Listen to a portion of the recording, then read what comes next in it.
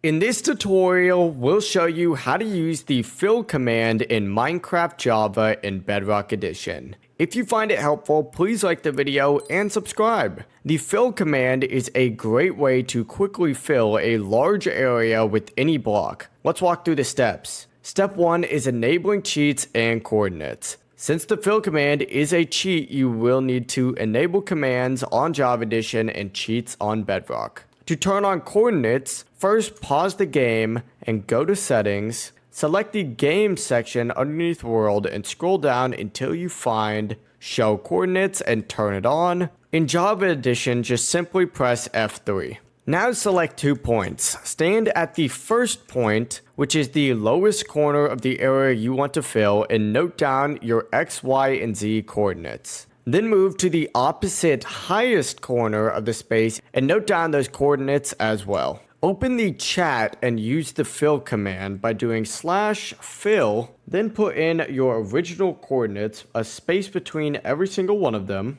Put 3 tildes to represent that second pair of coordinates that you have in your current position, and then put the block names, something like gold_block.